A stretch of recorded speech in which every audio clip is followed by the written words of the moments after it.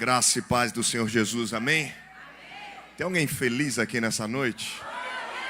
Dá um beijo, um abraço gostoso quem está do seu lado. Diga, eu orei a semana inteira para sentar do seu lado. Fala para ele, que bom que você veio. Que alegria ter sentado perto de você. Pode se assentar, fique à vontade.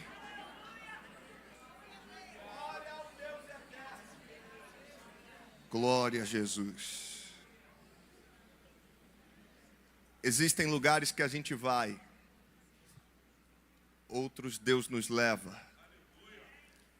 Eu tenho uma convicção de que, desde o convite até o engano nas datas e nos horários, e vai dar e não vai dar, e conferência lá na igreja, e corre, foge, acelere. Eu tenho uma convicção de que Deus me trouxe aqui nesse lugar hoje. E eu já estou sendo abençoado, renovado, inspirado por essa igreja e por essa casa. Eu fico feliz porque quando chegarmos no céu, não vai ter novos começos, assembleia, presbiteriana, catedral da família, bola de neve, metodista. Quando chegarmos no céu, seremos a noiva do Cordeiro, o corpo de Cristo. Olha para quem está do seu lado e fala assim, você vai ter que me aguentar a eternidade. Fala, sua casa no céu vai ser do meu lado.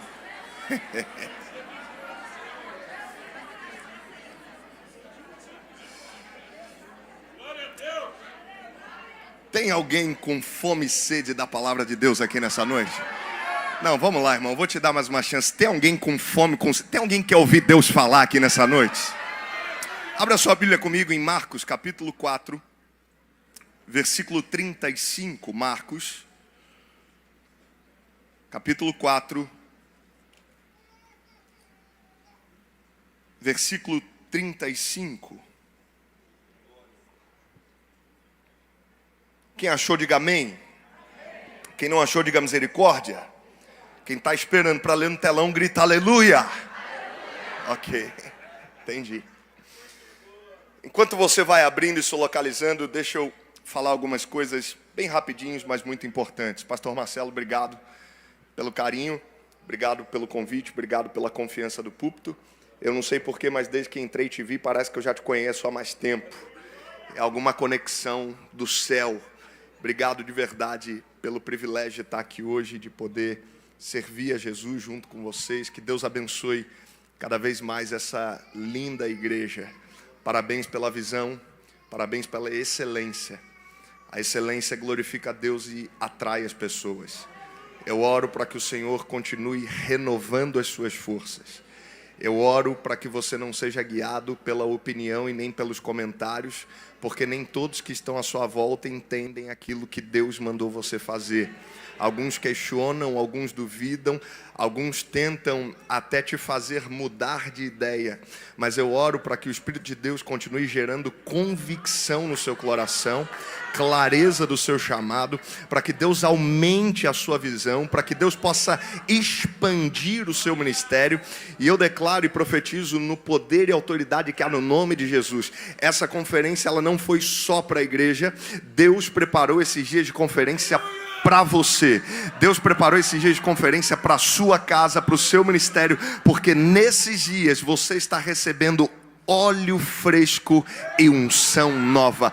Eu profetizo sobre a Catedral da Família no Rio de Janeiro, um tempo de expansão, de avanço, de crescimento, um tempo de cura, milagres, sinais, prodígios, um tempo de salvação, de redes cheias, para que o nome de Jesus seja glorificado sobre todo o nome. Você pode aplaudir por todos os pastores dessa igreja, líderes, obreiros, voluntários. Deus abençoe vocês. Meus irmãos, eu estou tão feliz e empolgado para pregar que eu nem me apresentei, né? Quem não me conhece aqui, levanta a mão. Está perdendo nada, ok? Tá tudo certo. Eu sou nascido e criado em Araruama, moro no Rio de Janeiro, vai fazer 4 anos. Né? Somos pastores da Novos Começos Barra. Eu sou casado com a Ana. Esse ano faço 10 anos de casado. Sou carioca, mas casei com uma mineira cheia do Espírito Santo, que me ensinou a comer pão de queijo. Casei bem, não foi? O irmão aqui está dizendo que casei bem. Ela me ensinou a comer pão de queijo com doce de leite, tomar um cafezinho todos os dias. E nós temos 3 filhos. Ah, tá aí, uau. Obrigado, gente. Eu esqueci de mandar a foto, vocês conseguiram, não sei como. Deus abençoe você. Então essa é a minha casa. Você pode imaginar como minhas paredes são limpas, como minha casa é silenciosa. Aleluia. Esse é o John, nosso primogênito. Ele nasceu em 2020, tem 5 anos. A Chloe nasceu em 2021, nosso pequeno grande milagre. E quem chegou agora, o mascote da turma, é o Zion, né? E depois do segundo filho, no caso no terceiro, você já não tem mais tempo para tanta coisa. Então acredite, essa foto ela foi feita na inteligência artificial. A gente não teve tempo para tirar uma foto em família com os 3, então a gente pegou a que tinha com os 2. Ela estava grávida nessa foto e a gente conseguiu encaixar ele ali no braço dela, né? É o que dá, é a vida real. Então, essa é a nossa casa, essa é a nossa família e a gente está aqui nessa noite muito feliz. Como eu disse, a gente está tendo conferência lá na nossa igreja hoje, então eu passei lá antes, peguei um pouquinho do louvor de lá, saí correndo, vim para cá, já fui abençoado do louvor aqui, daqui a pouquinho eu já volto para encerrar lá, mas eu estou muito feliz em conhecer mais uma parte da família, do reino de Deus nessa noite. Eu queria só compartilhar com você, bem rapidinho, algumas pessoas até me perguntaram, pastor, você trouxe o livro? Eu trouxe o livro. Esse foi o primeiro livro que Deus me permitiu escrever. Lugares que não te cabem mais. Uau! E é nessa hora que eu já começo a pregar. Diga para quem está do seu lado assim, em 2026, existem lugares que não te cabem mais.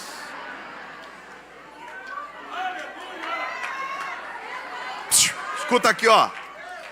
Existem mesas que não te cabem mais. Existem relacionamentos que não te cabem mais. Existem desculpas que não te cabem mais. Existem níveis espirituais que não te cabem mais. Existem roupas que não te cabem mais. Aleluia. Eu vou falar, hein? São 300 páginas de um conteúdo bíblico sólido e transformador. Pastor, eu quero um livro motivacional. Não é esse. Esse é uma feijoada. Esse é um livro que vai te tirar da zona de conforto e vai te levar para a zona de confronto. Pastor, como é que nasceu esse livro? Eu preguei por 14 semanas na nossa igreja uma série de mensagens e o tema era maturidade. Crescer dói, mas vale a pena. Depois de 14 semanas pregando sobre esse assunto, alguns meses se passam, os líderes da igreja se reúnem e falam, pastor, essa mensagem não pode parar na gente. Ela marcou a nossa igreja e a gente quer que essa mensagem alcance o Brasil, as nações da terra, isso não pode parar aqui. Então, eles transcreveram as mensagens, eu passei mais um ano editando, reescrevendo, ajustando, melhorando. Então, nasceu esse livro. Eu tive o privilégio, quem fez o prefácio desse livro foi o reverendo Hernandes Dias Lopes. Então, se você não quiser comprar por mim, nem pelo livro, compra pelo prefácio. Aleluia. O reverendo Hernandes Dias Lopes diz que esse livro, ele ensina, corrige, exorta, consola, e ele considera uma leitura útil e até obrigatória para quem deseja caminhar rumo à maturidade. Eu tenho certeza que a sua vida nunca mais vai ser a mesma. O livro é todo colorido, tem frases para você poder postar, compartilhar, e no início de cada capítulo do livro, você tem um QR Code como esse, que você pode escanear o QR Code e ouvir a mensagem, a pregação desse capítulo lá no Spotify. Então, passa lá no final, garante o seu, e deixa eu te dar uma boa notícia. Metade de todo o lucro desse livro vai para missões. Metade de todo o lucro desse livro nós estamos investindo em comunidades carentes aqui no Rio de Janeiro. Nós reativamos um poço que estava parado, pastor, lá no sertão nordestino, por causa de uma bomba que pifou, uma comunidade de 70 famílias que não tinham mais água. E nós, para a glória de Deus, através de cada pessoa que tem adquirido esse livro, nós reativamos esse poço, voltou até água limpa. A gente tem investido em missões e abençoado tantas pessoas. Esse livro a gente já distribuiu no INCAR, no Instituto Nacional do Câncer. A gente já distribuiu esse livro no presídio. Uma irmã da igreja, os testemunhos começaram a chegar e a gente nunca imaginava que tomaria essa proporção. E uma irmã mandou assim: pastor, olha quem está lendo seu livro. Aí mandou uma foto. Eu falei: que bênção. Quem é? Ela falou: meu chefe. Eu falei: glória a Deus. Ela: não, você não está entendendo. Ele é macumbeiro dos brabo. Começou a ler e não consegue parar de ler o seu livro. Eu falei: Deus está fazendo. Uma outra irmã mandou uma foto para minha esposa de um bilhete, uma cartinha. O marido dela estava preso na prisão. Ela mandou o livro. Ele leu. Depois ele foi emprestando. E um por um da cela foi rendendo a sua vida a Jesus. Então, para a glória de Deus, esse livro tornou-se um best-seller.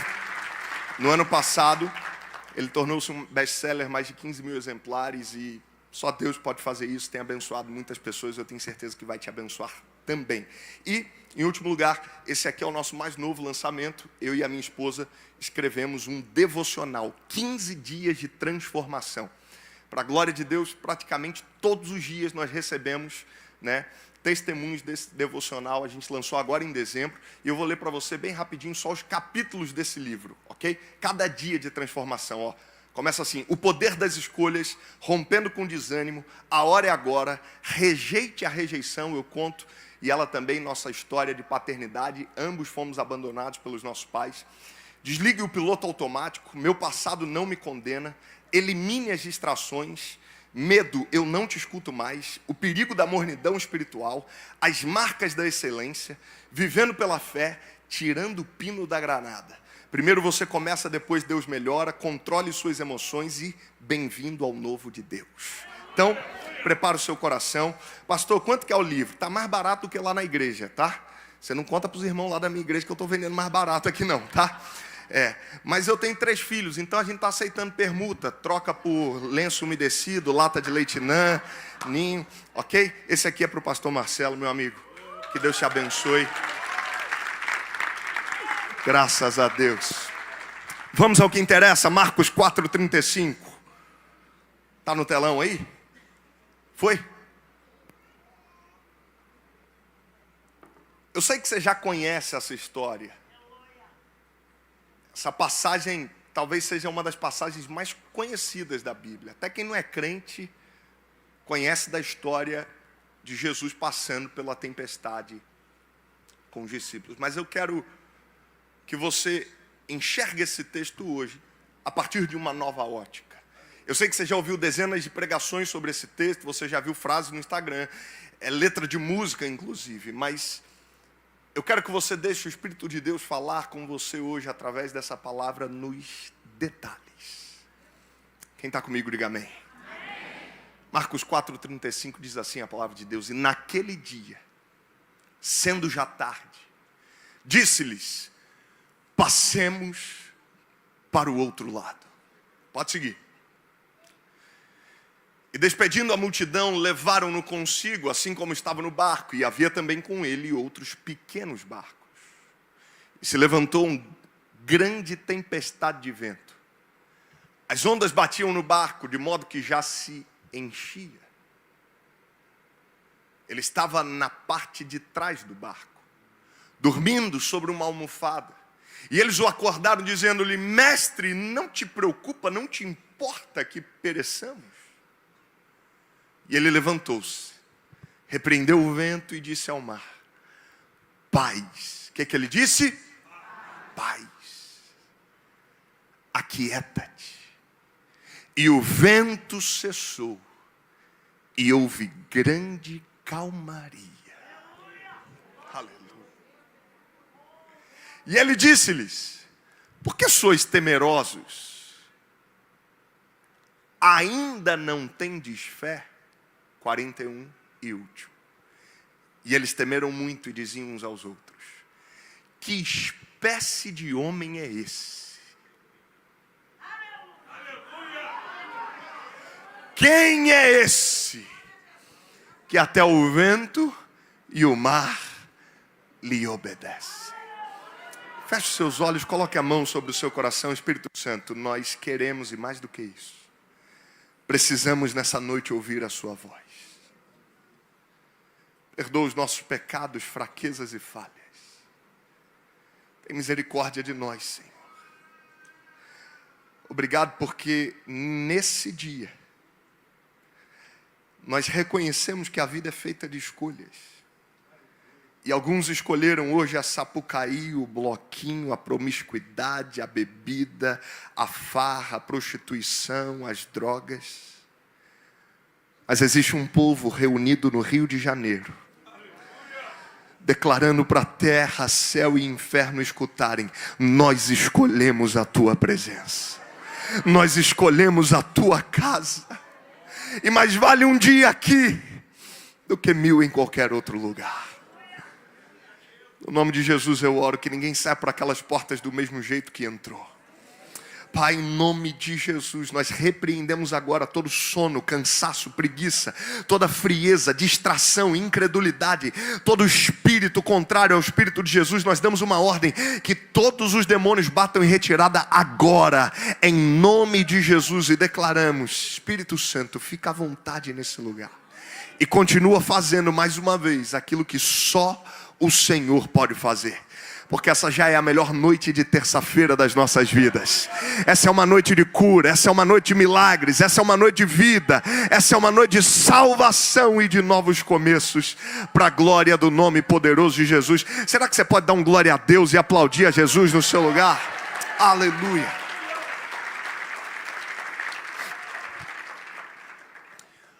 Um rei muito famoso no Oriente, um homem muito rico, conhecido, um homem de muitos bens, de muitas posses. Aquele rei era alguém extremamente relevante para com as nações vizinhas, e mesmo que fosse um homem rico, famoso, com servos, soldados e súditos à sua disposição, aquele rei, por sua vez, era um homem extremamente incrédulo. Não acreditava no sobrenatural, zombava da fé, ridicularizava aqueles que diziam acreditar em Deus, extremamente cético, só acreditava naquilo que a ciência podia comprovar ou explicar. Ele tinha, por sua vez, um homem fiel, ele tinha um súdito, um fiel escudeiro, um homem leal que caminhava com ele em todo o tempo. O seu fiel escudeiro, o seu súdito leal, tinha por sua vez uma frase que ele dizia o tempo todo. Aonde ele tivesse, em todas as situações e momentos, ele sempre falava: Deus é bom o tempo todo. O tempo todo Deus é bom. Se o rei era um homem cético e incrédulo, o seu fiel escudeiro e o seu súdito era um homem extremamente fervoroso na oração, cheio do Espírito Santo. Era aquele cara que gostava da vigília, do manto, do fogo, Tem algum desses aqui? Tem algum desses aqui? Não. Me falaram que era essa igreja, pastor. Me falaram que era uma igreja pentecostal. Vamos lá, irmão. A calça é apertada, mas a canela é de fogo. Tem algum crente pentecostal aqui nessa noite?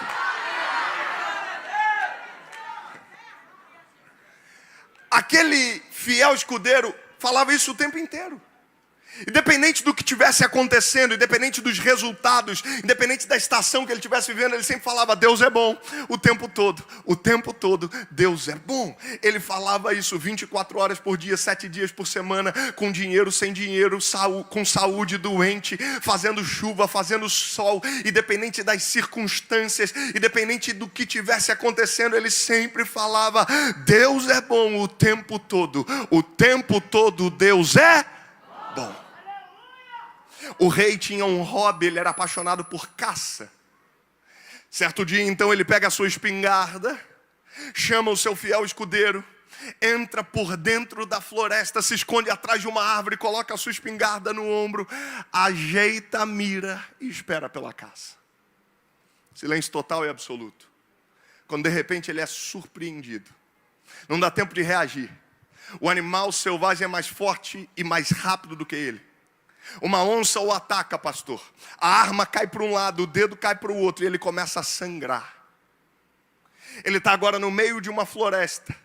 Não tem socorro. Ele começa a gritar pedindo ajuda e desesperado. Ele fala, eu vou morrer. Eu vou morrer, socorro, alguém me ajuda, eu vou morrer. Não para de jorrar sangue. Como é que pode? Eu sou tão experiente na caça. Nunca aconteceu isso comigo. Arma jogada para um lado, o dedo para o outro. Ele olha, não tem mais um dedo. O sangue está jorrando até que o seu fiel escudeiro vira para ele e diz, rei, calma. Como calma? Eu vou morrer. Deus é bom. O tempo todo. O tempo todo. Deus é bom. Ele fala assim, eu não aguento mais. O tempo inteiro, 24 horas por dia, 7 dias por semana, toda hora você fica falando de Deus na minha cabeça. Você não está vendo o que está acontecendo? Como é que Deus pode ser bom e permitir que uma onça me ataque desse jeito? Cara, eu acabei de perder um dedo, eu estou sangrando, não tem ninguém para ajudar a gente. Eu vou morrer e você está dizendo que Deus é bom? Não aguento mais, você está preso. Aquele fiel escudeiro então, seu súdito leal, volta para o palácio, desce as escadas. Chega na prisão, manda um salve para o carcereiro e diz, Deus é bom, o tempo todo. O tempo todo, Deus é bom. O tempo passa, o rei se recupera. O que era ferida vira cicatriz. A paixão e o hobby pela caça continua. Novamente então, o pastor, ele pega a sua espingarda, e agora sozinho, porque o seu súdito está preso. Ele pega a espingarda, volta, entra no meio da floresta, coloca a espingarda no ombro, acerta a mira e aguarda.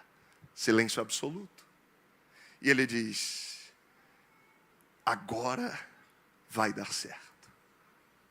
Quando de repente ele ouve um barulho, ele diz, onça, de novo não. E ele ouve o barulho aumentar, e quando ele se dá conta e olha, ele é cercado por uma tribo de índios.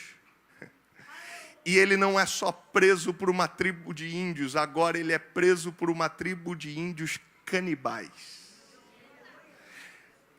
Gente que se alimenta de carne humana. Então eles amarram as mãos do rei, amarram os seus pés, começam a gritar e a celebrar. Garantimos o nosso almoço. Eles amarram aquele rei, o levam para a aldeia, manda acender o caldeirão, acende o fogo, coloca a lenha, bota ele lá dentro, a água começa a esquentar, quando de repente o pajé chega. O cacique vem e diz, ei, vocês estão loucos? Por quê? Vocês não viram?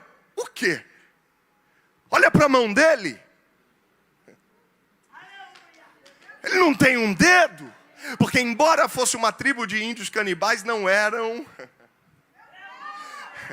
Eles não se alimentavam de qualquer pessoa que tivesse algum tipo de defeito ou de deficiência. O pajé então diz, pode ir parando. Joga a água fora, apaga o fogo, desamarra o rei. O rei fica olhando sem entender nada. O que está acontecendo? Você está livre, pode voltar para casa. Ele chega no palácio sem acreditar onde que ele vai, desce as escadas do palácio, vai na prisão, encontra o súdito e diz, eu tenho algo para te contar. Diga-me, o que é que aconteceu? O meu dedo cicatrizou. A paixão pela caça continuou. Eu peguei a espingarda e fui sozinho, até porque você estava preso. Eu cheguei lá, fui preso por uma tribo de índios canibais. Na hora que a água começou a ferver, eu ia virar comida. Alguém olhou para minha mão e o chefe disse, pode mandar soltar, porque não tem um dedo. O súdito vira para ele e diz, pois é, rei. Eu te disse, Deus é bom, o tempo todo, Deus é bom. O rei vira para ele e diz, não, peraí, agora eu te peguei. Se o seu Deus é tão bom quanto você diz que ele é, por que então que ele permitiu que você ficasse preso por todo esse tempo? Se o seu Deus é tão bom quanto você diz que Ele é, por que Ele permitiu que coisas ruins acontecessem com você e você fosse preso injustamente por todo esse tempo? Que Deus bom que é esse que permite que coisas ruins aconteçam? Ele olha e diz: pois então eu vou te explicar, rei. É porque eu sou o seu fiel escudeiro, o seu súdito leal. Se eu não tivesse preso, eu estaria na caça com você. E naquela floresta eu também seria levado preso. Só que teria um problema. Eles olhariam para suas mãos e veriam que você não tem um dedo. Eu tenho todos. Você seria liberado. Eu teria virado almoço. Rei, aceite de uma vez por todas. Deus é bom. O tempo todo. O tempo todo Deus é bom. Eu vim pregar para gente que estava atrás de respostas. Eu vim pregar para gente que recebeu uma promessa, mas o processo pelo qual foi submetido não tem nada a ver com aquilo que Deus falou. Eu vim pregar para gente que a conta não está fechando. Eu vim pregar para gente que está dizendo: Deus, eu não estou entendendo, está nublado, está embaçado, está demorando, mas um ano virou e nada aconteceu. Eu vim para te lembrar de uma coisa: pode descansar o seu coração, porque aquele que controla a sua vida não dorme, não falha, não erra. Oh, Deus é bom o tempo todo. O tempo todo Deus é bom.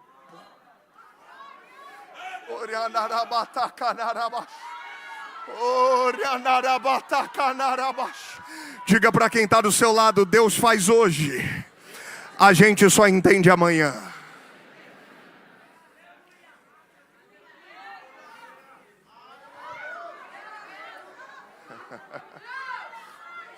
Faz hoje,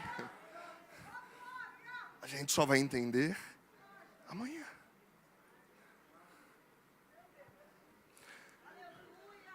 Pastor, como é que você pode dizer que Deus é bom o tempo todo? O tempo todo Deus é bom. Pastor, se você soubesse o que eu estou vivendo, pastor, se você soubesse a crise que eu estou enfrentando, se você conhecesse minha realidade,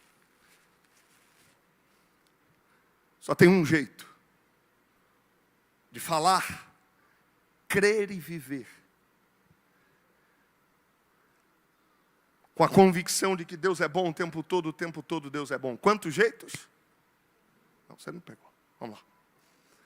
Só existe um jeito de falar, crer e viver com a convicção de que Deus é bom o tempo todo Deus é bom. Quantos jeitos? Diga para quem está do seu lado: acredite, todas as coisas cooperam.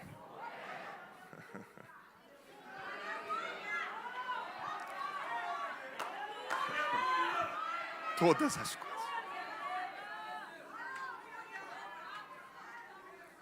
Me dá um pouquinho mais de retorno só aqui, por favor. Minha voz ficou sábado na conferência. Só um pouquinho mais de volume aqui no retorno, por gentileza. Escuta isso aqui. Para mim, esse é um dos textos mais incríveis da Bíblia. Olha o que a Bíblia vai dizer. Sabemos que Deus age em todas as coisas. Peraí. A riqueza das Escrituras está nos detalhes. A riqueza das Escrituras está nos detalhes. Olha o que a Bíblia diz. Sabemos que Deus... Aí a gente passa pelo versículo porque já conhece e não se atenta. E a gente perde revelações poderosas que podem mudar a nossa história para sempre. Já começa... Sabemos que Deus é bom. Sabemos. No sabemos a gente já podia parar. Sabemos. Você pode repetir isso comigo? Diga: sabemos. Pastor, que grande revelação existe em sabemos. O que tem de poderoso em sabemos? É simples. Nós sabemos. Vou pregar para ela aqui. Olha como é que o versículo começa. Sabemos.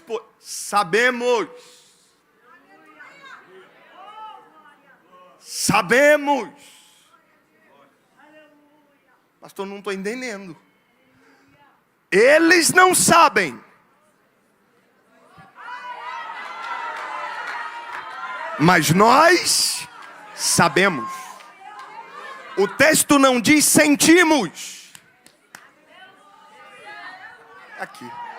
O texto não diz achamos. O texto também não diz vemos. Porque vai ter dia que eu não vou ver. Vai ter dia que eu não vou sentir. Vai ter dia que eu não vou achar. Mas eu permaneço porque nós sabemos. Posso te dar uma notícia? A alma sente, mas o espírito sabe. O problema da igreja evangélica brasileira moderna é que quer sentir o tempo inteiro. Então nós temos cultos carregados de dopamina para gerar emoções. E o culto bom é aquele que eu arrepio, é o culto que eu giro, é o culto que eu grito, é o culto que eu sinto. E se porventura o culto que eu não sinto nada, eu acho que não foi tão bom assim. Primeiro que o culto não é para a gente, é para ele. Segundo que na segunda-feira não tem Valesca Maísa cantando, não tem pastor Anderson pregando, não tem teólogo do YouTube te alimentando, não tem fundo musical de pad para te emocionar. Na segunda-feira é você e Deus, e o que te sustenta é o que nós...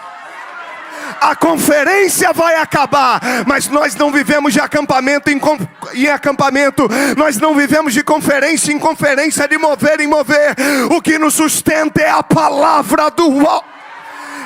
Nós sabemos. Você vai voltar para o seu trabalho, vai voltar para a sua casa, vai voltar para a sua faculdade, vai voltar para a sua empresa com uma verdade: eu não estou sentindo, eu não estou vendo, eu não estou achando, mas eu sei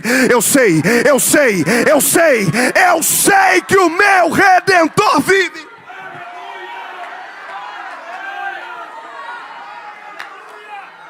Eu sei. Eu sei. Porque se você se move por aquilo que você sente, você torna-se um cristão almático. E todo crente almático é um consumidor do evangelho e não um discípulo.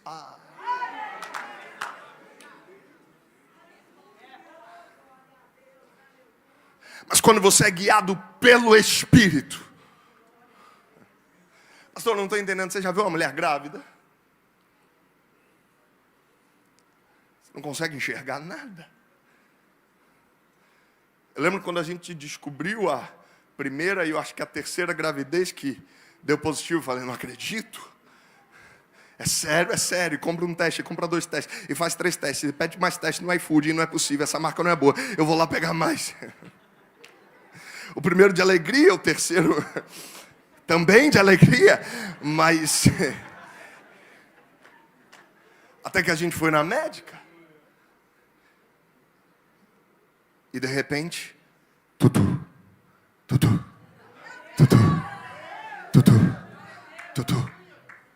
eu não estava vendo, mas já tinha vida.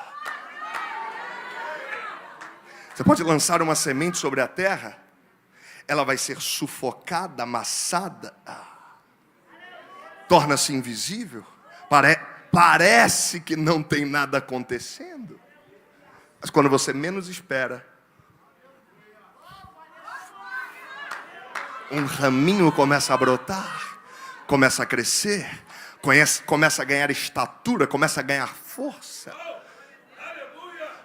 Não viva por aquilo que você vê, por aquilo que você sente, porque o está escrito continua sendo mais poderoso. Então aqui já é maravilhoso. Sabemos o que? Sabemos que Deus age. Um amém, ok. Eu vou tentar mais uma vez. Sabemos que Deus age. Se nós sabemos que Deus age, e é só com a convicção desse texto que podemos afirmar que Deus é bom o tempo todo Deus é bom. Sabemos que Deus age. Se Deus age, Deus não é um Deus apático. Ei, você ainda está aqui? Se Deus age, Deus não é um Deus que está parado. Se Deus age, Deus não é um Deus reativo. Ele não é pego de surpresa. Jesus diz, eu trabalho porque eu vejo meu Pai trabalhar até agora também. Pastor, o que é que isso significa? Sabemos que Deus age. Cutuca quem está do seu lado, diga para ele assim, pode descansar. Deus está agindo. Não, do jeito que você está falando, ele não pode nem descansar, que dirá Deus agir. Não, vamos lá, irmão, fala com vontade, com autoridade profética, fala para ele, pode descansar, Deus está agindo.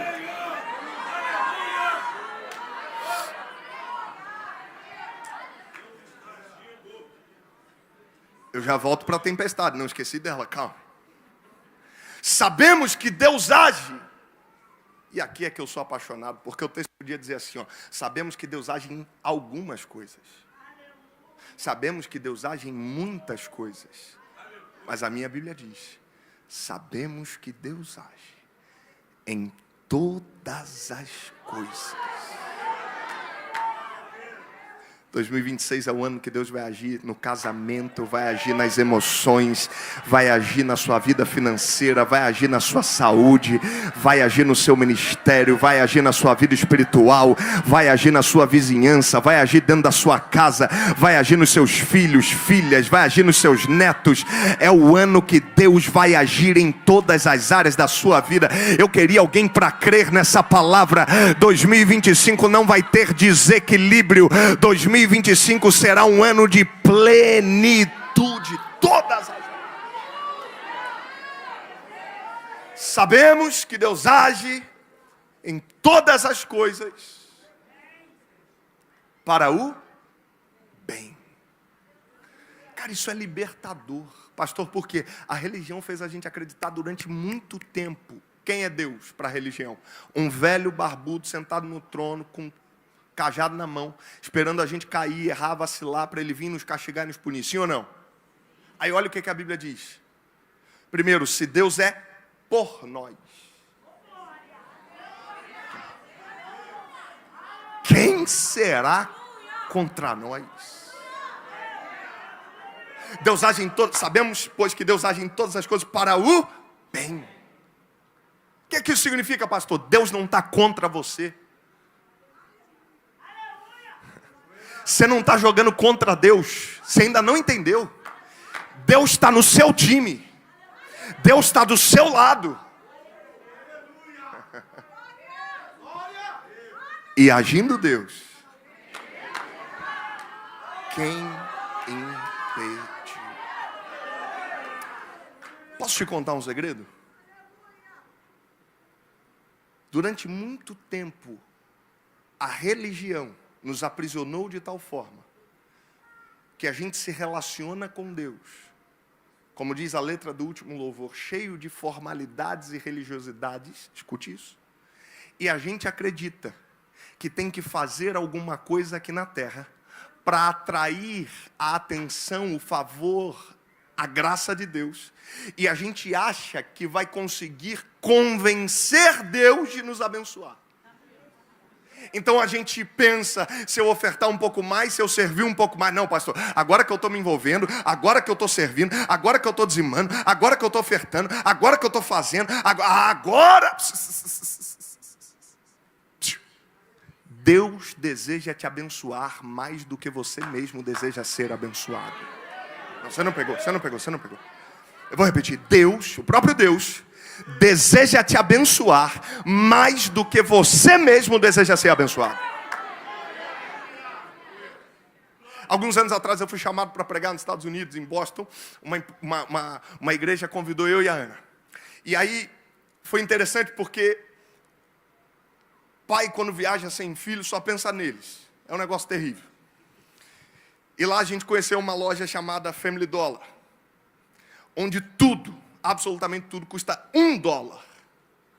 Cara, pela primeira vez eu me senti rico. Eu falei assim, cara, eu posso levar o que eu quiser, eu não preciso olhar para preço de nada. Isso é um paraíso, Deus me chamou para esse lugar, aleluia. E a gente foi pegando um tanto de coisa para as crianças, pastor. E eu pegava boneca, eu pegava carrinho, eu pegava coisa de colorir, lápis, caneta, e pega isso e pega aquilo. O resultado, a gente foi com 2 malas, voltamos com 6. Tudo para as crianças, porque custava tudo $1. Eu passo numa outra loja e vejo. E quando eu olho, eu falo, não é possível. Não tem mais espaço. Não tem mais dinheiro. Vou levar. Um assento sanitário. Uma tampinha de privada infantil. Da patrulha canina. Falei, cara, não, sem condição. Levar isso para os Estados Unidos, uma tampa de privada, pelo amor de Deus, tudo tem limite. E aí quando eu já ia deixando, eu falei, esquece isso. Eu olhei e tinha o Chase, a Sky, o Rubble. E eu pensei nos meus filhos, eu me senti cometendo um pecado de não levar. Me senti um traidor e eu falei, tá bom, eu vou levar. E Deus começou a falar comigo. E eu falei, uau, eu não tinha parado para pensar. Meu filho não pediu aquilo. Eu vou além. Meu filho não só não me pediu, como ele nem sabia que aquilo existia. Tem alguém que crê em palavra profética aqui nessa noite? Meu filho não me pediu, meu filho não sabia que aquilo existia, mas ele tinha um pai que estava preparando, que estava comprando, que estava levando, que estava transportando, que estava chegando. Ei, eu vim para declarar e profetizar. Em 2026 você tem um pai que vai te levar em lugares que você nunca imaginou, que vai responder orações que você não fez, que vai te dar presentes que você nem pediu. Em 2026 eu profetizo. Fica tranquilo, descansa o teu coração. O seu pai está cuidando de tudo. Bate na mão de 5 pessoas e profetiza: você tem um pai. Você tem um pai. O pai está cuidando, o pai está tratando, o pai está provendo, o pai está trabalhando. Aleluia!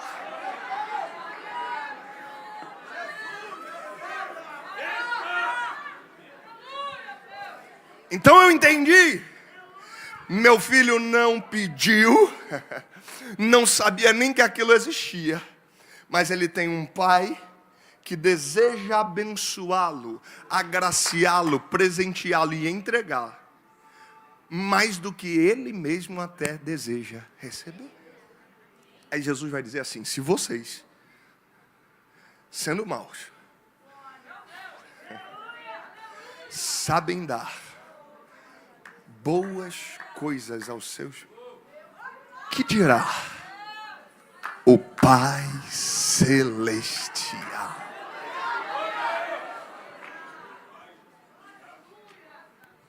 Sabemos, pois, que Deus age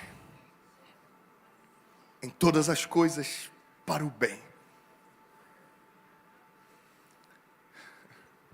E aqui é que está a chave.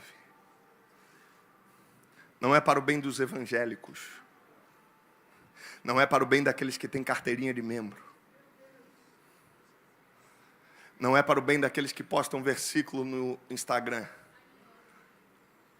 Até porque tem uma moda hoje terrível. Aqui não. Tem um pessoal que posta versículo. Você vai ver a bio capricorniana. Aí não dá. Aí não. Aí é um auê terrível. Aí é um negócio. Aí não. Sabemos, pois, que Deus age em todas as coisas para o bem. O crente só deve, ou melhor, o crente só precisa ter 2 preocupações. Quantas? Cutuca quem está do seu lado para ele não dormir e diga: são 2.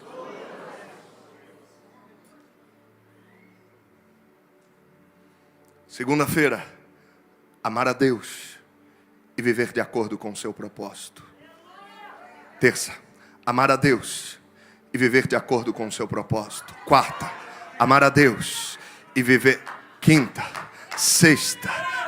Janeiro, amar a Deus e viver de acordo com o seu propósito. Fevereiro, amar a Deus e viver de acordo com o seu propósito. Março, abril, maio, junho, até o resto da sua vida. Quantas preocupações? 2. Amar a Deus e viver de acordo com o seu propósito. Pastor, e as outras coisas? A minha Bíblia diz que as outras coisas é que tem que dar o jeito delas de começarem a se preocupar e se organizar para começar a cooperar para o meu bem.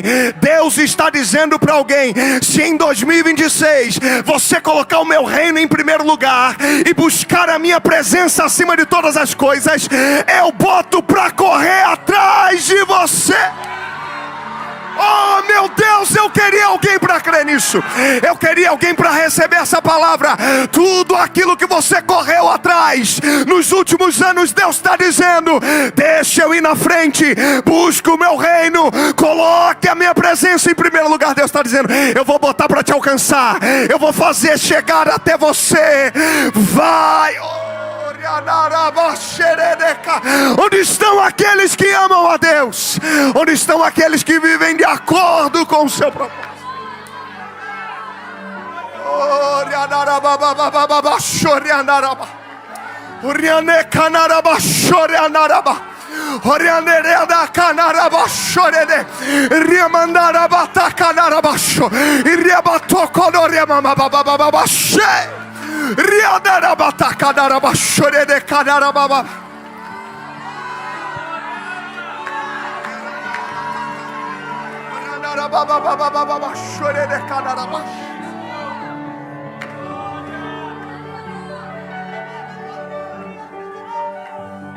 Quando você entende isso, sabemos, pois, que Deus age em todas as coisas para o bem.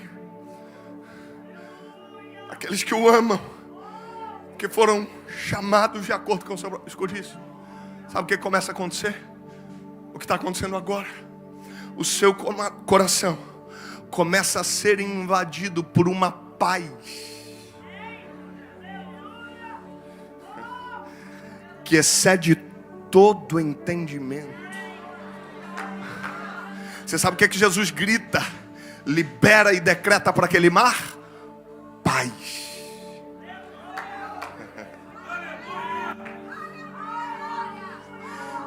Você sabe o que Jesus nos deu de graça?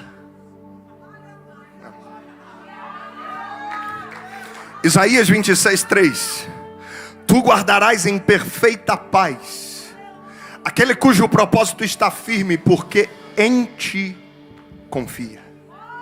João 14:27. Bota na tela para mim. João 14:27. Diga para quem está do seu lado: você vai sair daqui hoje cheio de paz.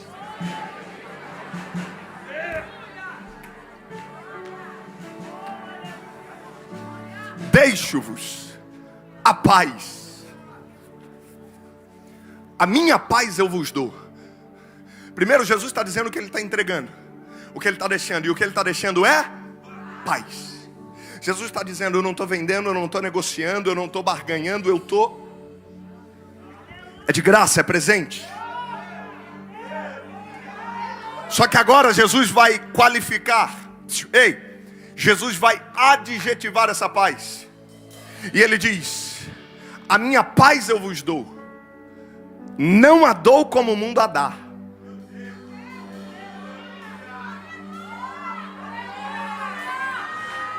A paz de muita gente acaba na quarta-feira de cinzas. A alegria de muita gente a alegria acaba amanhã. A minha não. Estou todo arrepiado sentindo Deus aqui. Aí Jesus vai dizer assim, ó: eu deixo-vos a paz, a minha paz eu vos dou. Bem baixinho. E eu não a dou como o mundo a dá. Não se turbe o vosso coração e nem fiquem com... Olhe para mim. Jesus está dizendo: a minha paz é diferente da paz do mundo. Pastor, qual é a diferença? É porque a paz do mundo é condicional. A paz do mundo a paz do mundo é somente si. Quando que o mundo sente paz? Somente se todas as contas estiverem pagas. Somente se os resultados dos exames e do diagnóstico for favorável. Somente se eu tiver um casamento perfeito, com uma família de margarina, somente se eu passar naquela faculdade, eu estiver trabalhando naquela empresa, somente se eu estiver morando naquela casa, com o carro dos sonhos, somente se tudo estiver indo bem e os meus projetos estarem dando certo, somente se eu conseguir concluir os planos que coloquei no início do ano na minha lista, somente se. Pastor, e a paz de Deus, apesar de. A paz de Deus é apesar da crise. A paz de Deus é apesar da dívida, apesar da depressão, apesar da traição, apesar do diagnóstico, apesar da doença, apesar da tristeza, apesar da falta de dinheiro, apesar... É por isso que tem muita gente que tenta te acompanhar e não te entende. É por isso que muita gente te olha e diz: eu no lugar dele não conseguiria, eu no lugar dela já tinha chutado o balde. Aí eles te veem numa terça-feira de carnaval e diz: tá ficando maluco mesmo, já não basta o domingo, tem que segunda, tem que terça. O que eles não sabem é que a minha paz é apesar de... Vai ter gente que vai chegar no seu trabalho e vai falar: você está diferente. O que aconteceu? Que alegria é essa? Que paz é essa? Ganhou na Mega Sena? Não. O problema resolveu? Não. A promessa se cumpriu? Também não. Mas eu descobri que a paz de Deus é apesar de tudo isso.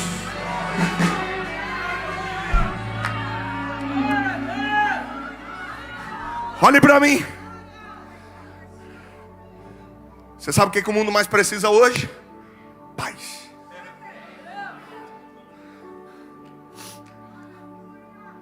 Você sabe o que dinheiro nesse mundo não compra? Paz. Você sabe o que Jesus nos deu de graça? Paz. A pergunta aqui hoje é muito simples. E eu vou terminar falando da tempestade, calma. Quem me dá mais 10 minutos? Ok. Ó que eu vou, hein? Ó que eu sou do manto, hein?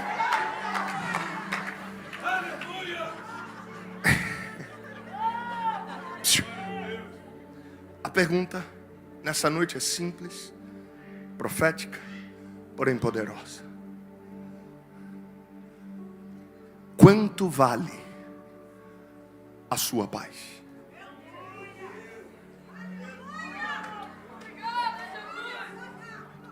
Pergunta para quem está do seu lado assim, fala para ele assim: quanto vale a sua paz? Quanto? Não. Espera a resposta. Pergunta se é em dólar, euro, reais, libra, bitcoin. Quanto vale? Dá um preço. Vamos lá, qual é o mercado mais perto aqui da igreja? O mercado mais perto. Rede Economia. Eu quero que você pense comigo que agora você está entrando dentro do Rede Economia. Você não vai no açougue, no laticínio, você não vai na seção de produtos de limpeza, você não vai na seção de cereais, não. Você vai lá numa seção na Rede Economia chamada assim, ó, saúde emocional.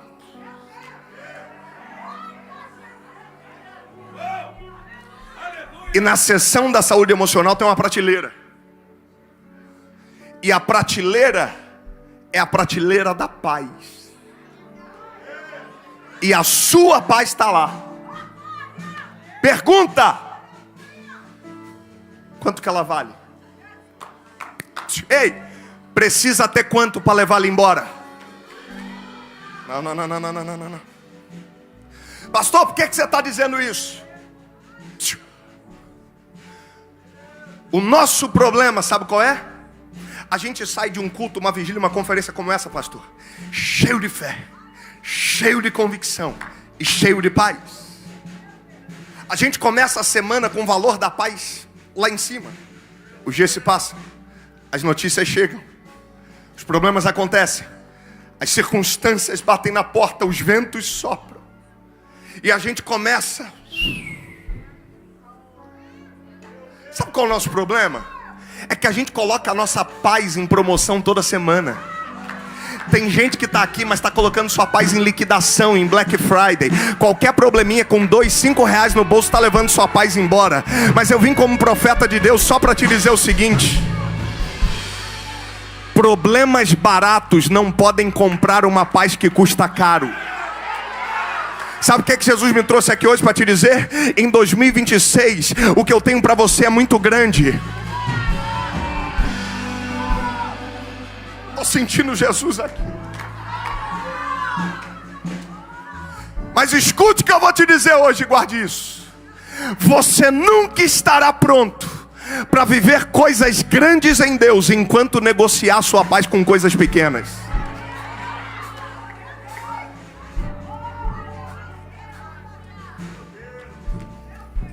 Tem gente que a paz dele vale um comentário negativo no Instagram. Posso pregar? Tem gente que a paz dele vale uma fofoquinha no corredor.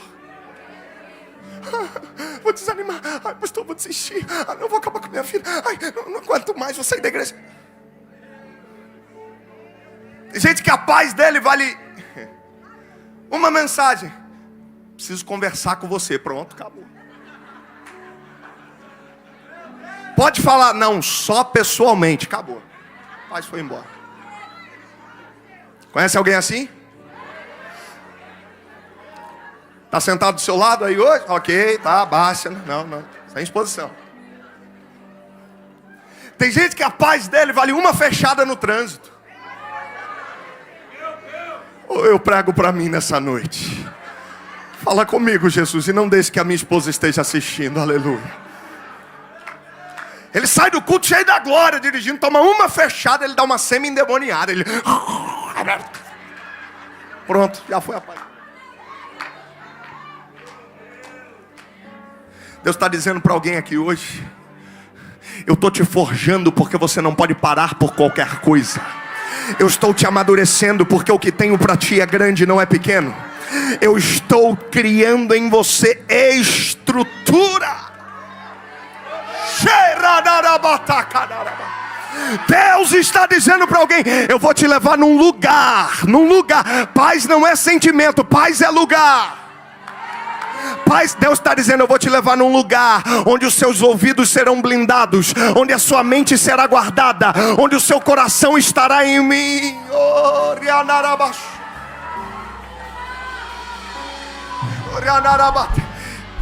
Você sabe o que significa shalom? Shalom, a tradução mais simples e genérica é paz. Mas certa vez perguntado para um judeu: o que significa de fato shalom para vocês? Sabe o que ele disse? Shalom para nós é uma mistura. De quê? Ficar quieto, abrir mão da preocupação e descansar em Deus. O que é shalom, pastor? Ficar quieto, abrir mão da preocupação e descansar em Deus. Eu declaro shalom sobre a sua mente. Eu declaro shalom sobre a sua casa. Eu declaro shalom sobre a sua empresa. Eu declaro shalom sobre os seus negócios. Shalom no seu coração. Shalom sobre os seus filhos. Shalom sobre a sua saúde. Não vai surtar. Não vai ficar sem dormir. Não vai ter crise de novo. Deus está dizendo para alguém: eu vou te envolver com a minha paz.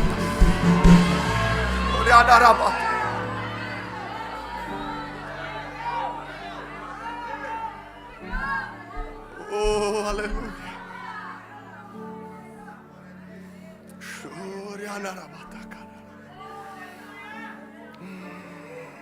Shalom. Eu preciso terminar, por isso diga para quem está do seu lado: o presente é paz. Não, do jeito que você está falando, o presente é outra coisa. É muita gente para pouco barulho. Diga: o presente é paz. Mas às vezes a embalagem é problema.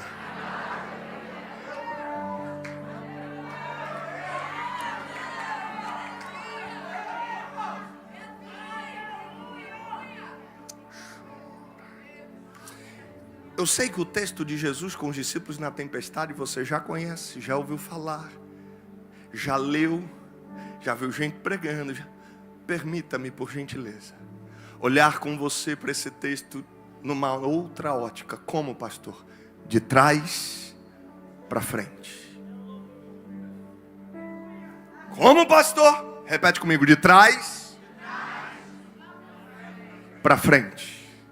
Mais uma vez. De trás para frente.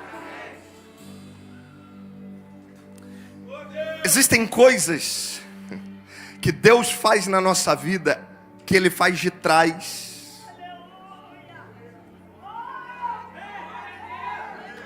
para frente.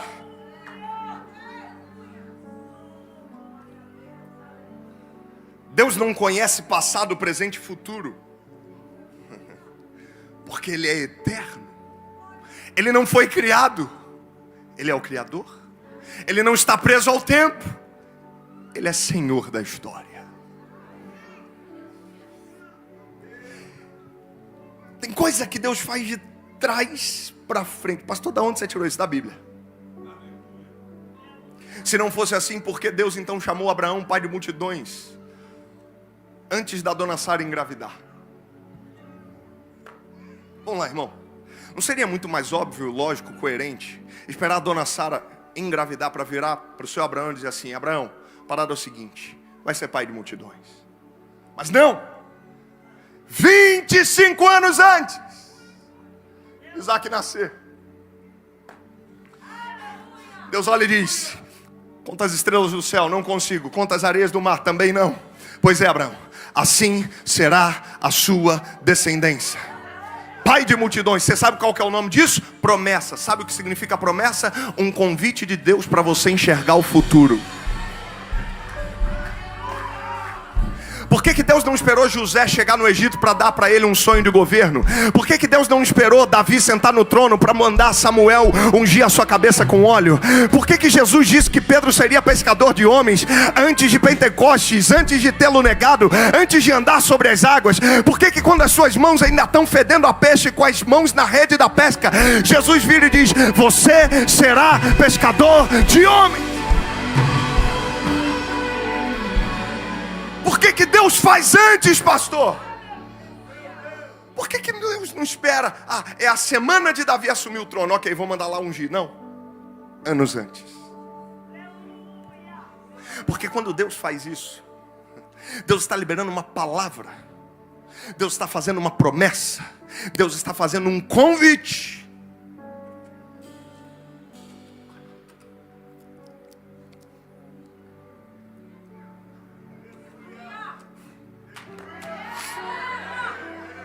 Pastor, porque Deus faz promessas?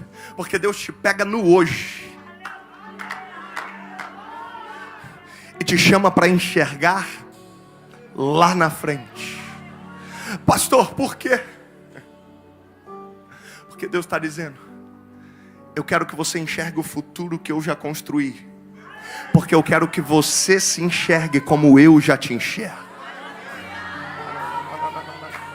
Deus, pastor, por que Deus liberou aquela promessa e ainda não aconteceu? Pastor, por que Deus fez e eu ainda não vi? Pastor, por que Deus fez uma promessa e o processo está completamente diferente? Deus me trouxe aqui hoje só para dizer para alguém: comece a se enxergar à altura da promessa. Vista a roupa da promessa, fale o vocabulário da promessa, frequente os ambientes da promessa, entre, viva, se comporte à altura da promessa.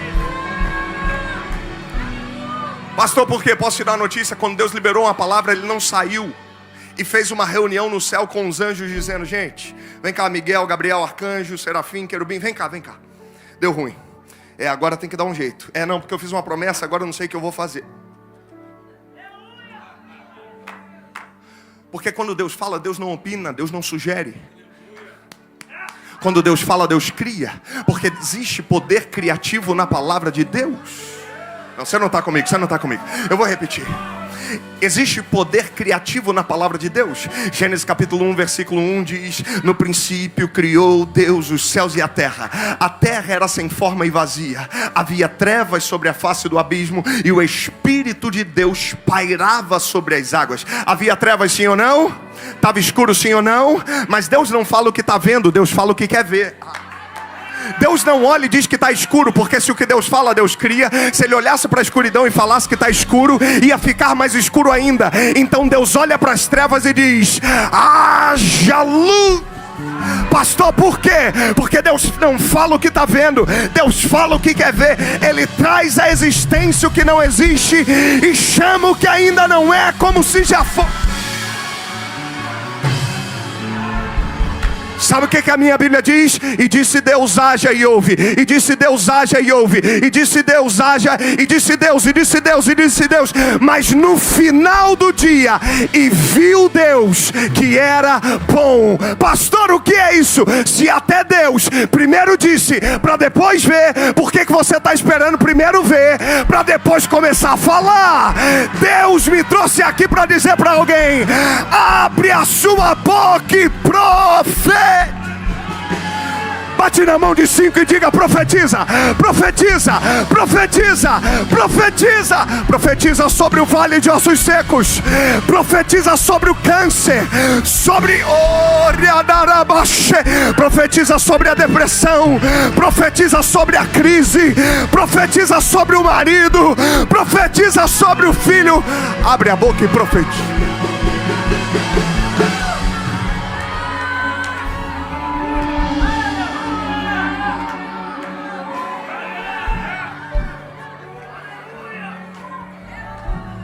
Oh, aleluia. Oh, aleluia. Oh, aleluia. Oh, aleluia. Aleluia. Aleluia.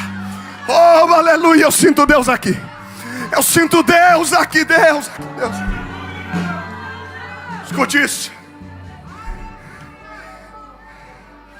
Existem coisas que Deus faz de trás para frente. Então não dá para começar do começo. Queria ter mais tempo, não tenho. Mas termino essa mensagem com você hoje, olhando primeiro para o último versículo. Último. Bota para mim. Marcos 4:41. Último versículo que lemos do texto. E eles temeram muito. Eles temeram? Sim ou não? Não, temeram muito, é diferente.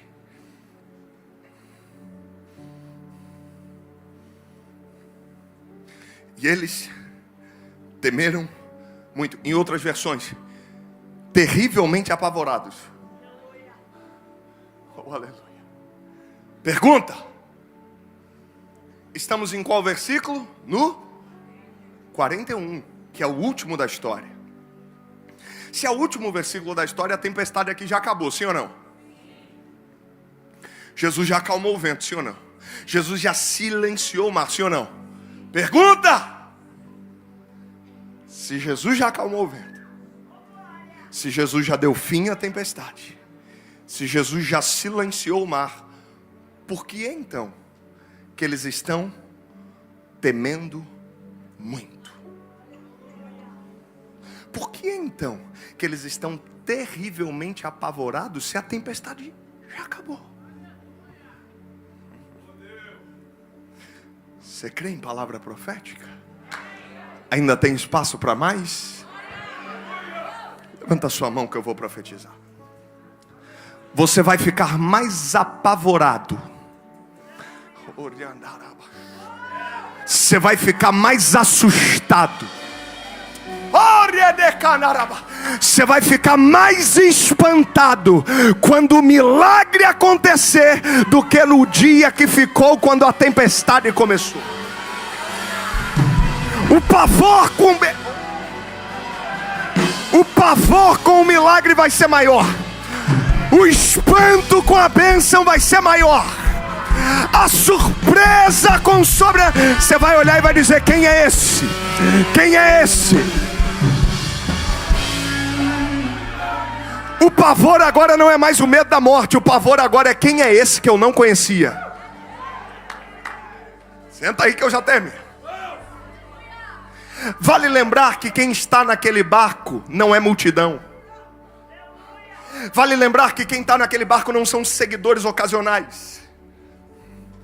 Quem está naquele barco são hoje gente que tem acesso, desfruta de comunhão, de intimidade. Gente que acorda com Jesus, toma café da manhã com Jesus, almoça com Jesus. Gente que vê Jesus curando, gente que vê Jesus ensinando, gente que vê Jesus libertando, gente que conhece o Mestre. Não é visitante, não é simpatizante, não é é discípulo. Mas quando chega no final, eles perguntam assim, ó.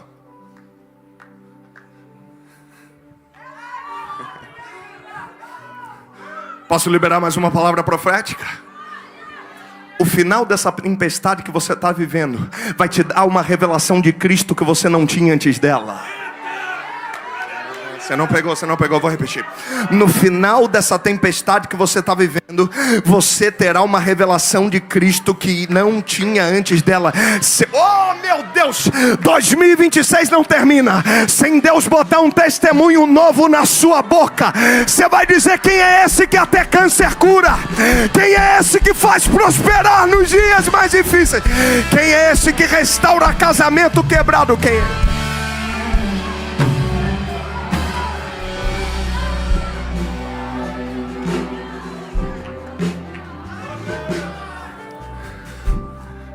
Quem é esse?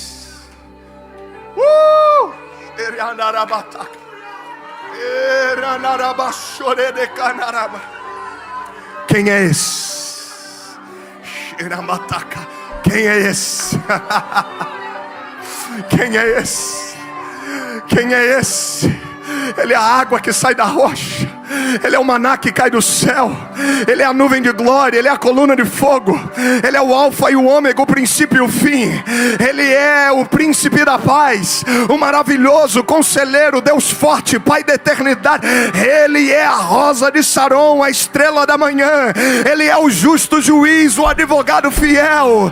Ele é aquele que morreu, mas ao terceiro dia Ele ressuscitou dos mortos. Ele é o amado da minha alma, Ele é o desejado das nações, Ele é o Rei dos reis, Ele é o Senhor dos senhores.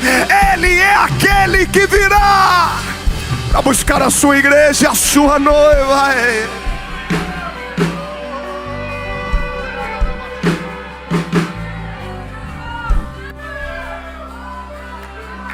Olha o que é que Jesus vai dizer. É de trás para frente. Bota o versículo 40 agora, e eu caminho para o final. E ele disse: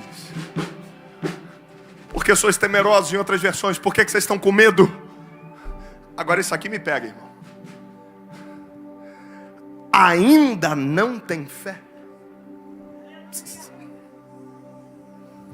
Uma coisa é você virar para alguém e perguntar assim: ei, você não tem fé?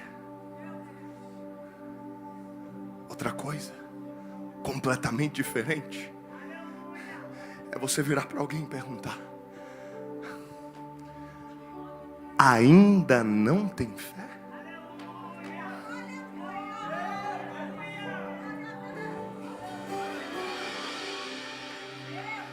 O que Jesus está dizendo nas entrelinhas, através de uma pergunta, eu me arrisco a dizer provocativa, é sério mesmo? Depois de tudo que vocês me viram fazer?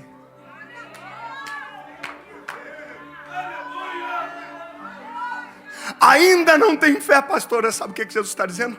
Eu já esperava que vocês estivessem em outro nível. Ainda não tem fé, Jesus dizendo: é sério.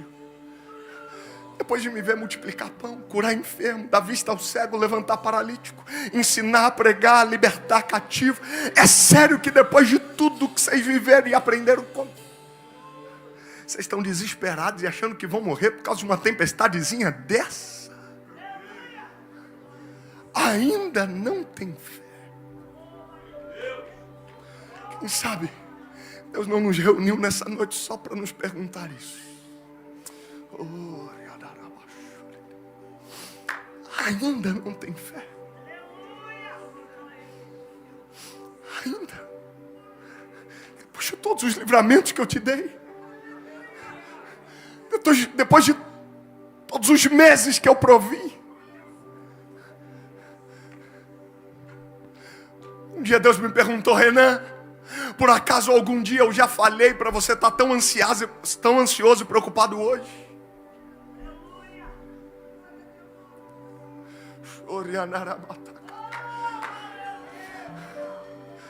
Deus está dizendo, ainda não tem fé?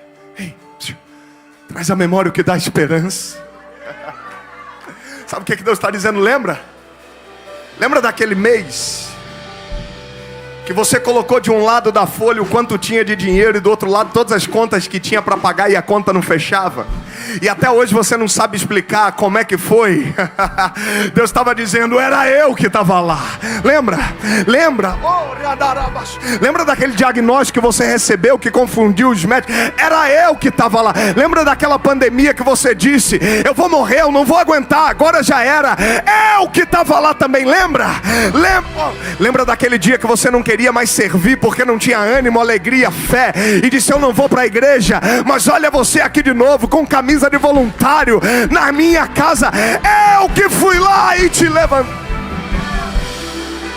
Eu queria que por 10 segundos você levantasse as suas mãos aos céus e trouxesse agora à memória tudo que te dá esperança. Vamos.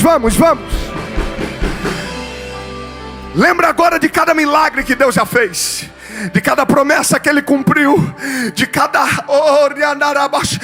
provisão que Ele já te deu, de cada cura, de cada resposta. Vamos, levante suas mãos aos céus. Traz a memória e agradece. Deus está dizendo para alguém nessa noite, o meu braço não encolheu, o meu poder não diminuiu, eu continuo mesmo. Eu fiz em 1997, eu fiz em 2000, eu fiz em 2005, eu fiz em 2012, eu fiz em 2014, eu fiz em 2020, 21, 22, 20. Eu sou o Senhor da sua história.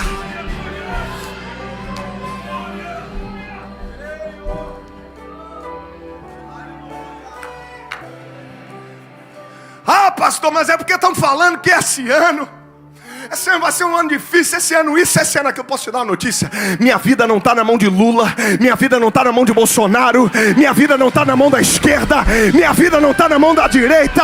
A minha vida está nas mãos do Deus Todo-Poderoso. Ele está sentado em alto e sublime trono. A minha vida está na mão daquele que mede o universo a palmos, que tem todas as águas dos oceanos na palma das suas mãos, que me conhece pelo nome. Ele está dizendo para alguém, eu estou no comando.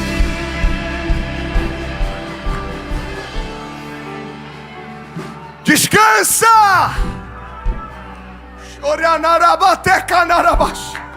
Confia! A sua vida não está na mão de qualquer um.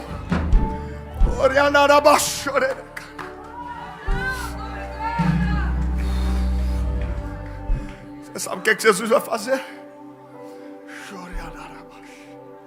Jesus vai se levantar. Bota para mim o versículo 39, de trás para frente. 39. Ele se levantou, Tem coisa que só muda quando a gente se levanta.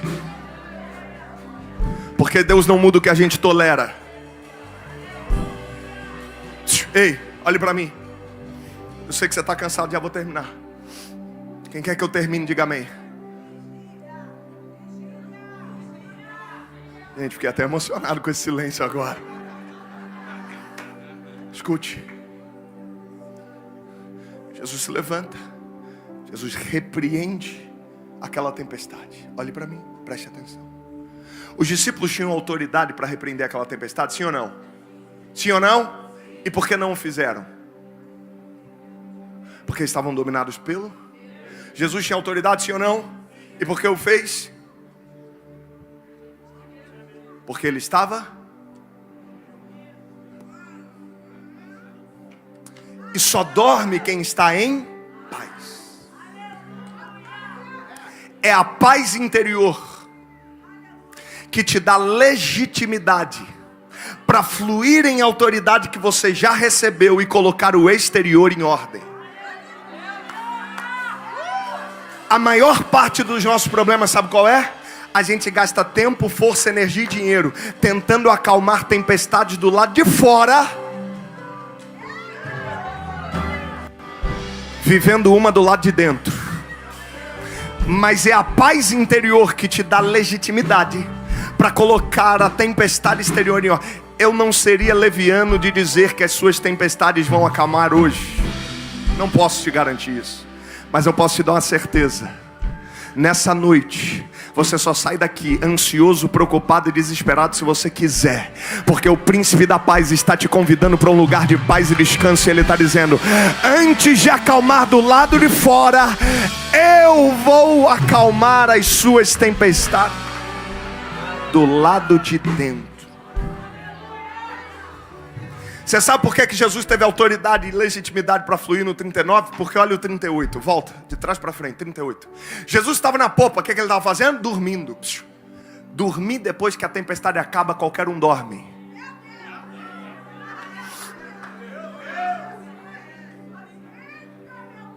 Jesus está dormindo, no meio da tempestade. O pau está quebrando lá fora, meu filho.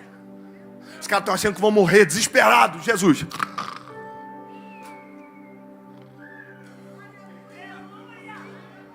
oh, meu Deus! Pastor, o que é isso? Jesus está nos provando que descanso não é um lugar. Descanso não é um sentimento.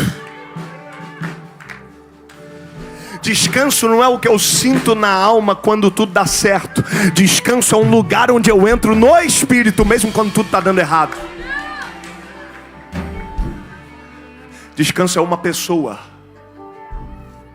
Porque quando é para conquistar, Jesus diz vai. Ide por todo mundo e pregai o evangelho. Mas quando é para descansar, Jesus diz vem.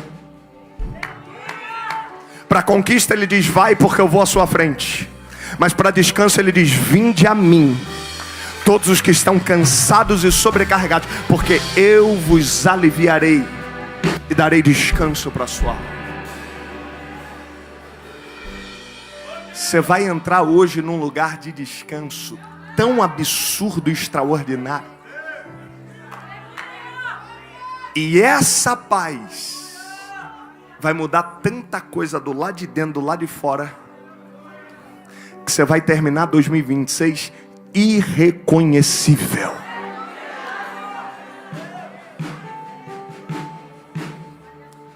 Eu termino agora, e se você não der um glória a Deus, eu volto para casa a pé.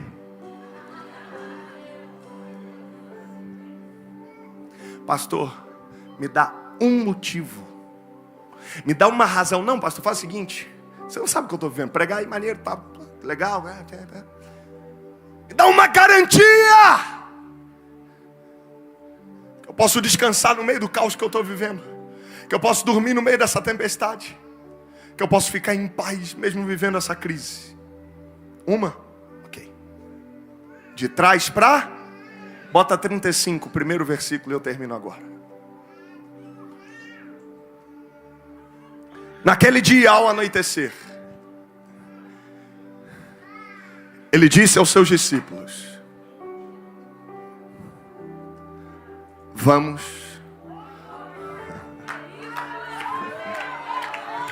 Você poderia ficar preocupado se Jesus tivesse falado: se tudo der certo, a gente chega. Você poderia ficar ansioso e desesperado se Jesus tivesse falado: vamos para o fundo do mar, vamos morrer afogados. Mas Jesus não disse isso. Jesus disse: vamos para o outro lado. O que te sustenta no meio da tempestade não é o vento que sopra quando você está no meio do mar, mas a palavra que foi liberada no início de tudo. Alguém para receber isso aqui, alguém para crer nessa palavra. Você vai chegar do outro lado. Você vai chegar do outro lado. Você vai chegar do outro lado. Você vai chegar do outro lado. Alguém avisa lá no inferno. Alguém avisa lá. Você vai chegar do outro lado. Pega na mão desse crente que está do seu lado. Levanta ele agora, levanta ela e diz: você vai chegar do outro lado e vai chegar inteiro. Vai chegar e vai chegar inteiro.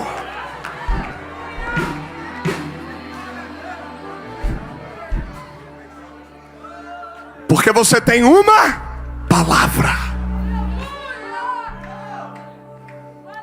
Pode descansar, tem uma palavra. Pode dormir, tem uma palavra.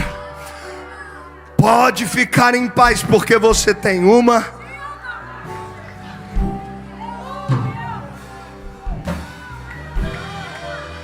Quem é esse, pastor? Quem é esse? Você me dá mais 2 minutos para eu contar um testemunho? Diminuiu o amém. Vou levar para o coração. Eu conto a próxima vez, se um dia eu voltar. Quem é esse? Eu conheci o Deus que é Pai. Porque o meu pai saiu de casa e me abandonou, eu tinha 2 meses, recém-nascido. Cresci querendo um pai para me levar na escola, nunca tive. Um pai para me ensinar a dirigir, a me ensinar a jogar futebol, eu nunca tive. Mas um dia Deus me pegou de jeito. E foi num culto como esse, que Ele disse para mim em alto e bom som: eu sou o seu pai. E como um pai cuida de um filho, eu cuidarei de você. E como um pai supre as necessidades de um filho, eu suprirei as suas. Eu estou aqui agora. Daqui a pouco eu volto para nossa igreja e depois para casa. Tem 3 lá me esperando. Porque eu descobri que não importa o pai que eu tive ou não tive, mas o pai que os meus filhos vão ter. Eu conheci o Deus que é pai. Eu conheci o Deus que cura da depressão. Em 2020 eu me tranquei num quarto escuro. Já era pastor de uma linda igreja. Pregava para milhares de pessoas todo domingo. Mas cheguei num ápice de exaustão. Entrei em depressão, me tranquei num quarto e disse para minha mulher: chega! Eu não aguento mais. Não quero mais saber de igreja, não quero mais saber de pregar, não quero mais saber de crente, quero sumir. Me dopei de remédio, perdi minha consciência por 5 dias. Não lembro do que aconteceu direito. Mas a mesma brisa que suave, que visitou Elias naquela caverna, entrou dentro do meu quarto escuro. E eu posso dizer que eu conheci o Deus que cura a depressão. Não é fácil. Caminho e luto até hoje. Me cuido. Às vezes desanimo, mas não paro. Eu conheci o Deus que provê. Casei, eu não tinha nada, irmão. Não, você não está entendendo. Nada é nada. Eu não tinha uma cadeira em casa. Eu não tinha um garfo. Eu ganhei vestido de noiva, ganhei as coxinhas da festa, ganhei aliança, ganhei lua de mel, ganhei tudo que você possa imaginar, porque eu não tinha nada. Eu casei, ganhei 1 ano de aluguel no apartamento, e quando eu entrei não tinha nada, e eu ajeitei, botei um colchão, um edredom, e só tinha aquilo, e eu não tinha uma geladeira. Eu sempre gostei muito de beber água gelada, e eu fiquei 3 meses sem geladeira. E aí eu pegava um cooler, ia na casa da minha mãe, enchia de gelo, botava as coisas, só que o gelo derretia rápido e a água ficava quente. Eu falava: Deus, se o Senhor não for me dar uma geladeira agora, me dá pelo menos uma ideia. Foi quando eu conheci a House Preta. Eu pegava a House Preta, chupava a House Preta, pegava água quente, bebia água, ela descia rasgando geladinho, e eu dizia: Deus é fiel. Eu conheci o Deus que provê. Mas em janeiro do ano passado, fez 1 ano agora, eu conheci um Deus que eu não conhecia. A gente estava em casa. Os meus 2 filhos, John e a Chloe, viraram e falaram: papai, vamos na piscina. E a piscina tinha tela. Eu falei: não, vai dar muito trabalho abrir, vamos na pequenininha. A gente comprou uma menorzinha, inflável para eles, 1 palminho de água. Não, papai, a gente quer ir na maior, que não era muito grande, mas era mais funda. Eu então tirei a tela e entrei com eles. Eu, a Ana, minha esposa, o John e a Chloe. O tempo passa, eles enjoam e querem ir para a pequena. A pequena era bem pequenininha, inflável. Papai, entra aqui com a gente. Eu fico sentado então dentro da piscina inflável. Eles tiram as boias porque era menos de 1 palmo de água. O sol está batendo no meu rosto, eu fecho o olho, porque começa a me incomodar. O tempo passa, eu não percebo minha esposa sentada do meu lado numa cadeira de madeira. Quando de repente eu faço uma pergunta para ela e silêncio. Ana, você... Eu abro o olho e ela não está mais ali. Ela me disse que foi no banheiro, mas eu não ouvi. Quando eu olho então, o meu filho John está na piscina maior, na parte mais rasa da piscina. E eu vejo que ele está sem boia ali dentro.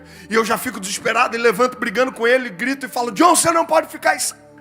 Quando eu chego lá, ele aponta para o fundo da piscina e diz para mim assim: papai, a Chloe. Quando eu olho, a minha filha está morta debaixo d'água, no fundo de uma piscina. Eu saio correndo desesperado, pego minha filha no braço. Ela está roxa, está dura, a cervical dura, os bracinhos não dobravam mais. Eu começo a gritar, a clamar, desesperado e nada.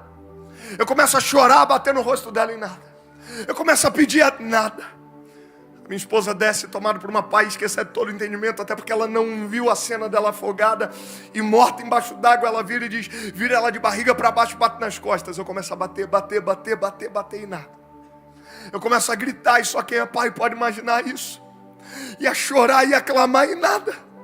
Deus, me ajuda, traz a minha filha e nada. E eu continuo batendo, quando de repente ela... E ela vem com um choro agudo como de um recém-nascido. Eu saio correndo, levo ela para um hospital, depois levo ela para o segundo hospital. Os médicos vêm, as filmagens, as imagens da câmera, ela ficou em média 5 minutos afogada e morta. Os médicos me chamam no canto, ela fica 5 dias internada na UTI. Os médicos do primeiro e do segundo hospital me chamam no canto e dizem: papai, aonde você for, você pode falar, porque a sua filha é um milagre e foi Deus que trouxe ela de volta, sem nenhuma sequela, perfeita para a glória de Deus. E eu vim aqui nessa noite só para dizer: quem é esse que até os mortos ressuscita? Quem é esse? Ele é o médico dos médicos, Ele é o rei dos reis, Ele é o Deus do impossível, Ele é o Deus da última palavra. Glória a Deus. Oh, aleluia, aleluia, aleluia. Feche os seus olhos, eu quero orar por você. Eu sinto Ele aqui.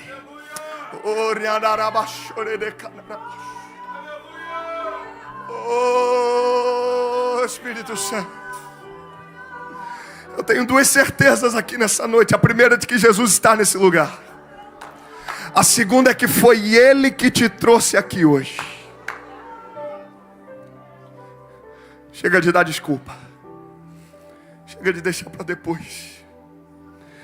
Tem gente que está aqui, pastor, eu recebi tantos convites, tantas propostas, era para eu estar em tal lugar, em tal lugar, em tal lugar. Eu não sei, pastor, a verdade é que eu não sei nem como é que eu vim parar aqui. Eu não sei nem o que é que eu estou fazendo aqui. Pastor, eu vou falar a verdade. Durante o culto eu pensei em ir embora várias vezes. Eu não sei nem explicar como é que eu fiquei até o final. Eu vou te dizer o porquê. Porque Jesus marcou um encontro com você hoje. Não é amanhã, não é semana que vem, não é no próximo ano, é hoje. Feche seus olhos onde você estiver, eu quero orar por você. Você que está aqui hoje está dizendo: pastor, essa palavra foi para mim. Eu não posso sair por aquelas portas do mesmo jeito que eu entrei. Eu quero hoje entregar a minha vida a Jesus. Eu quero hoje publicamente confessar Cristo como Senhor e Salvador da minha história. Pastor, eu que estava longe, afastado, desviado, cheguei aqui hoje sem ânimo, sem força, sem vontade, eu quero voltar para os braços do meu Pai hoje. Eu quero renovar minha aliança com Deus. Pastor, eu me feri com pessoas, eu me machuquei, me decepcionei, o desânimo veio, eu parei no meio do caminho. Mas hoje eu quero renovar minha aliança com Deus. Escute o que eu vou te falar. Pastor, padre, pai de santo, religião nenhuma pode mudar a nossa vida. O único que pode mudar a nossa história aqui hoje se chama Jesus Cristo de Nazaré. Ele não está com o dedo apontado de acusação. Ele está com braços de amor aberto. Ele prefere nos perdoar do que nos perder. Pastor, mas você não sabe o que eu fiz ontem no carnaval. Pastor, até agora há pouco eu estava de ressaca. Pastor, você não sabe o que eu fiz no último final de semana, semana passada. Eu não quero saber o que você fez. Eu sei o que Cristo fez na cruz do Calvário. Ele te ama demais para você voltar para casa e continuar vivendo do mesmo jeito. Ele está dizendo: filho, fui eu que te trouxe aqui. Filha, fui eu que te trouxe aqui para te apresentar a verdadeira paz, para te levar a um lugar de descanso. Eu quero te dar a alegria que você procura há tanto tempo. Eu quero preencher o vazio. Eu quero enxugar as suas lágrimas. Eu quero mudar a história da sua vida. Pastor, sou eu. Eu quero hoje um novo começo com Jesus. Com seus olhos fechados aonde você estiver. Eu vou contar até 3. E aonde você estiver, você vai levantar sua mão. Eu vou orar por você e eu te garanto, sua vida nunca mais será a mesma. 1, 2, 3. Levante a sua mão o mais alto que você puder. Levante a sua mão. Isso. Deus abençoe, Deus abençoe, Deus abençoe, Deus abençoe. Continue com a sua mão levantada. Eu quero te ver. Glória a Deus, glória a Deus, glória a Deus, glória a Deus, glória a Deus, glória a Deus, glória a Deus, glória a Deus, glória a Deus, glória a Deus. Continue com a sua mão levantada. Você que está com a sua mão levantada, sai do seu lugar e vem aqui na frente. Eu quero orar por você e com você. Vem. Pastor, eu tenho vergonha é voltar para casa e continuar vivendo do mesmo jeito. Quem está te chamando aqui agora não é pastor e não é igreja. Pede licença para quem está do seu lado. Se alguém levantou a mão perto de você, traz ele, traz ela. Vem, traz. Essa é a noite. Esse é o dia. Vem, filho. Deixa ele entrar no seu barco. Deixa ele te mostrar a paz que excede todo o entendimento. Deixa ele te encher com alegria verdadeira. Vem, eu estou te esperando. Tem mais gente, vem.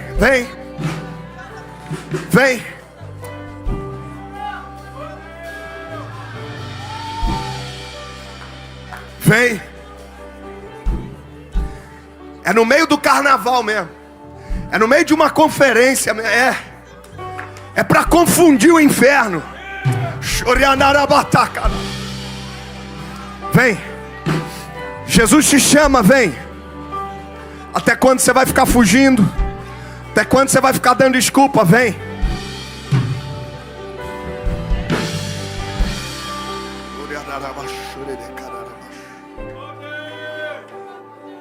Toda a igreja estenda as mãos aqui. Pastorzão, vem cá pra gente orar. Pastor, tem que ir aí na frente. Aqui do meu lugar não vale. Eu e Deus conhece meu coração. Jesus disse assim, ó: se na terra vocês me confessarem diante dos homens, nos céus eu os reconhecerei diante do meu Pai. Pastor, deixa eu consertar as gambiarras, deixa eu arrumar uns negócios, deixa eu ajeitar isso aqui, depois eu vou. Jesus está dizendo: é hoje, aqui, agora, do jeito que você tiver. Se tiver mais alguém, vem. Pergunta para essa pessoa que está do seu lado assim. Às vezes falta força, falta alguém para empurrar, falta alguém para estar junto. Pergunta para ele: você quer viver um novo começo com Jesus hoje? Você quer tomar a melhor decisão da sua vida? Fala: eu vou lá com você, eu te levo lá. Se tiver mais alguém, vem. Toda a igreja estenda as mãos. Comece a orar no seu lugar, igreja. Comece a orar. Cadeias estão sendo quebradas agora. O inferno fez de tudo para essas pessoas nem chegarem aqui hoje. Mas a boa notícia é que o inferno perdeu mais uma vez. No meio do carnaval, Jesus está salvando, Jesus está batizando, Jesus está curando, Jesus está libertando. Vamos, igreja. Comece a orar por eles, em nome de Jesus.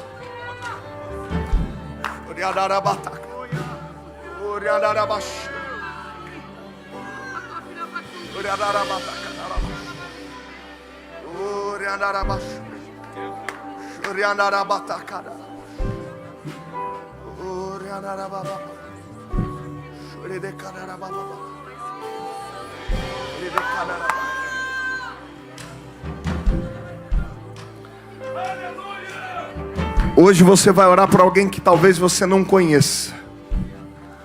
Amanhã vai ser alguém da sua família rendido no altar. Comece a orar, Pai, no nome de Jesus. Nós declaramos sobre eles um novo tempo, uma nova vida, uma nova estação. Eu declaro em nome de Jesus a paz que excede todo entendimento, guardando o coração, a mente. Eles não vivem mais por aquilo que sentem, mas pelo que sabem. A partir de hoje eles estão sendo selados pelo Senhor. Que essa graça que hoje os alcança se estenda à sua casa, à sua família. Nós declaramos: as coisas velhas passaram. O Senhor está fazendo tudo novo, tudo novo, tudo novo, tudo novo. Espírito Santo, abraça eles agora. Espírito Santo, abraça eles agora. O abraço que cura o medo, o trauma, a rejeição. O abraço que sara as feridas. O abraço que levanta, que renova, que restaura. Espírito Santo, mais. Envolve eles agora com a tua glória, Pai. Perdoa os seus pecados. Apaga o passado. Escreve o nome de cada um deles no livro da vida. Porque a partir de hoje, não são mais eles que vivem, mas Jesus Cristo passa a viver e a reinar em cada um deles, para a glória de Deus, o nosso Pai. Assim nós oramos e os abençoamos em nome de Jesus. Se tem alguém que crê nisso, você pode dizer amém. Que Deus abençoe. Glória a Deus.